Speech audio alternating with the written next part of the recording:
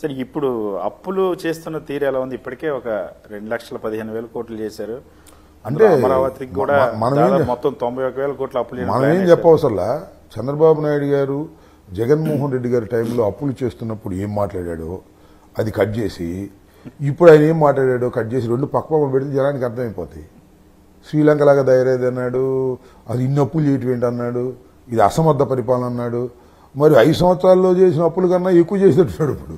మరి దానికి సమాధానం ఏంటి చెప్పరు. 5 వేరు ఇది వేరు అంటే ఏం చెప్పాలి? నీవన్న మాటలే నువ్వు ఇవాళ రిపీట్ చేస్తే ప్రజలకు అర్థమైపోద్ది. ఆయన సంపద సృష్టించడం కోసం అప్పులు చేస్తున్నాడు. ఆయన సంపద ఏం సృష్టించాడు చెప్పండి? ఆయనకు సంపద సృష్టించుకుంటున్నాడు తప్ప సంపద సృష్టించడం కోసం అప్పులు ఎవడు చేయడు. సంపద సృష్టించి ఆ సంపద నుంచి ఖర్చు పెడతారు.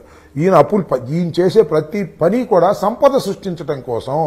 5 సంవత్సరాలు నేను ఇన్ని చేశాను, ఇంకో 5 సంవత్సరాలు ఉంటే నేను సంపద సృష్టిస్తాను, ఇంకో 5 సంవత్సరాలు ఇవ్వమని అడుగుతాడు ప్రజలను మోసం చేయడానికి. అంతకుమించి ఏమీ లేదు.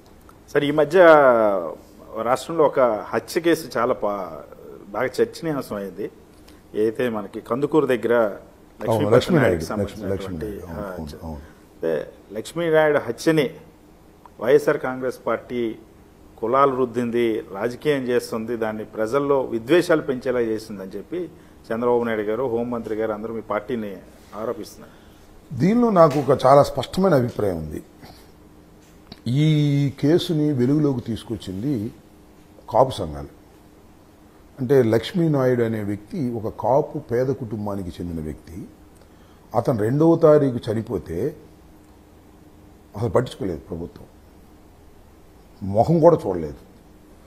అక్కడ వారానికో ఎప్పుడో కాపు సంఘాలు బయటకు వచ్చి, రాయలసీమ బలి సంఘం, ఇక్కడ ఉన్నటువంటి రాము అని ఉంటాడు కాపు సంఘానికి సంబంధించిన, మాకు కూడా వ్యతిరేకంగా మాట్లాడినటువంటి వచ్చి బయటకు వచ్చి ప్రభుత్వం పట్టించుకోవట్లేదు, ప్రభుత్వం అవతల వాళ్ళకి సపోర్ట్ చేస్తుందని బాహాటంగా మాట్లాడిన తర్వాత, ఆ తర్వాత తోట త్రిమూర్తులు గారు వెళ్ళి పలకరించిన తర్వాత జక్కంపూడి రాజా, గణేష్ ఇద్దరు కలిసి వెళ్ళి ఆ లక్ష్మీనాయుడు కుటుంబాన్ని పరామర్శించిన తర్వాత, మన గుంటూరులో ఎవరైతే చనిపోగా మిగిలిన వాళ్ళు ట్రీట్మెంట్ చేసుకుంటున్నారో హాస్పిటల్లో నేను వెళ్ళి పలకరించిన తర్వాత నెక్స్ట్ రోజు కట్ చేస్తే అప్పుడు వెళ్ళింది హోంమంత్రిను నారాయణ. అప్పుడు దాకా కిమ్మన్న ఏం మాట్లాడాల. ఖచ్చితంగా కాపు సంఘాలు వైఎస్ఆర్సీపీకి చెందినటువంటి కాపు నాయకులవి వెళ్ళి పలకరించిన తర్వాత మాత్రమే వాళ్ళు కళ్ళు తెరిచారు, తర్వాత వారికి సహాయం చేశారు. లేకపోతే గాలికి వదిలేసేవాళ్ళు. ఇది దుర్మార్గం అంట. దీనికి నేను కూడా చెప్పాను, చాలామంది చెప్పాను. పవన్ కళ్యాణ్ గారు మాట్లాడాలి అన్నాం. పవన్ కళ్యాణ్ ఇంతవరకు మాట్లాడాల.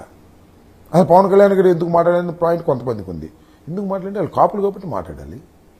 కాపులైతే ఆయన కులానికి వ్యతిరేకమే, కులతత్వవాది కాదు అని చాలామంది అంటారు. No, I'm not accepting that.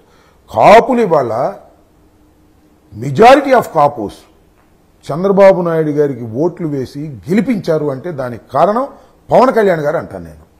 Pawan Kalyan గారు చంద్రబాబు నాయుడు గారిని సపోర్ట్ చేయబట్టే కాపులు మెజారిటీ సెక్షన్ పవన్ కళ్యాణ్ గారి మాట విని చంద్రబాబు నాయుడు గారు ఓట్లు వేశారు. లేకపోతే చంద్రబాబు నాయుడు గారి మీద ఇప్పుడు కాపులకి ప్రేమ ఉండదు. అలాంటప్పుడు కాపు వ్యక్తి మరణిస్తే నువ్వు వాళ్ళని గురించి పరామర్శించలేదు, వాళ్ళ గురించి మాట్లాడలేదు, వాళ్ళకి సహాయం నువ్వు చేయలేదు అంటే నీ ఆలోచన ఏంటి? నువ్వు గ్రౌండ్ కోల్పోతున్నావు అనే విషయాన్ని మర్చిపోతున్నావు పవన్ కళ్యాణ్ గారు నా అభిప్రాయం. సరే, మర్చిపోతాడా, ఉంటాడా, ఏం చేస్తాడు, 15 సంవత్సరాల పాటు కలిసి ఉంటాడా, 20 సంవత్సరాల పాటు కలిసి ఉంటాడు, ఉండమని నాకేం అభ్యంతరం లేదు. కానీ నీ అభిమాని, నీ కులం వాడు చంపబడితే అరే రే ఇది తప్పే అని అనలేకపోయావంటే ఎక్కడున్నావు నువ్వు? ఏం చేస్తున్నావు నువ్వు? సాక్షాత్ మీరు చెప్పినట్టు కాపు సంక్షేమ సంఘం నాయకుడు దాసరి రాము వచ్చి ప్రెస్ మీట్ పెట్టి పవన్ కళ్యాణ్ రెస్పాండ్ అవ్వాలి, పవన్ కళ్యాణ్ స్పందించాలి, ఈ ప్రభుత్వాన్ని మేము గెలిపించాము అని చెప్పినప్పటికీ కూడా ఈ రోజుకి కూడా ఎందుకు పవన్ కళ్యాణ్ దానిపైన రెస్పాండ్ అవ్వడానికి నచ్చలేదు? I don't know that. చాలా తప్పు చేస్తున్నాడు అనేది నా అభిప్రాయం. నీకు ఒరిజినల్గా ఉన్న గ్రౌండ్ నువ్వు వదిలిపెట్టుకుంటున్నావు.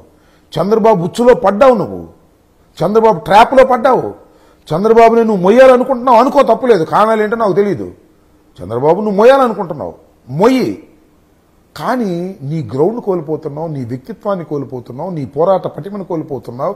నీ సాటి కులస్తుడు మడ్రగా పడితే పొల్లెత్తి మాట అనుకోకుండా సైలెంట్గా ఉంటున్నావు, అది నిన్ను మరింతగా కుంగదీస్తుంది, మరింతగా లోకువు చేస్తుంది. చంద్రబాబు దగ్గర లోకువు చేస్తుంది. చంద్రబాబు నేను లెక్క చేయడు సమయం వచ్చినప్పుడు.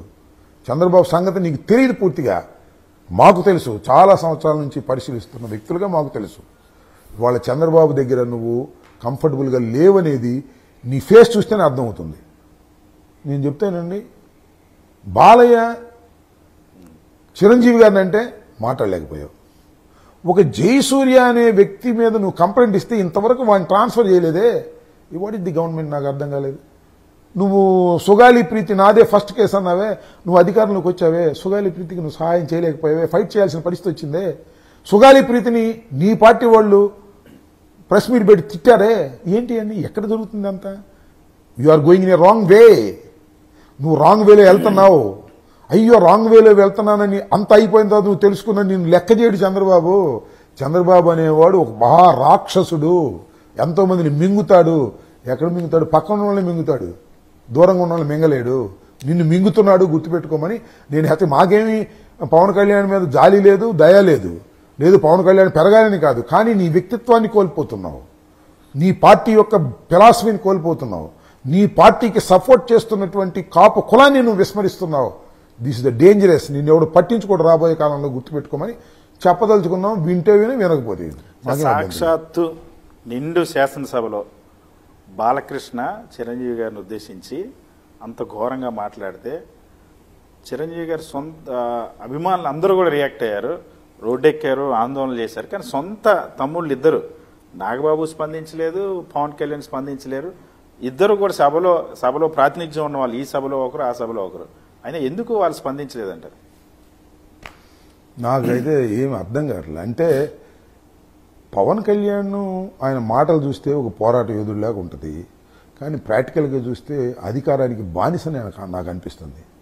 వాళ్ళ నాగబాబు కానీ లేకపోతే పవన్ కళ్యాణ్ గారు కానీ ఇలాంటి దుస్థితుల్లో ఉండవలసిన అవసరం ఉందా ఒక పొలిటికల్ పార్టీగా?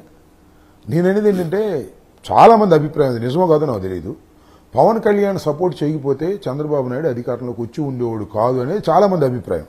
నిజమా కాదా అది భగవంతుడు తెలియాలి. ఆ ఈక్వేషన్స్ ఏంటో మనకు తెలిసినా కూడా తప్పు కావచ్చు.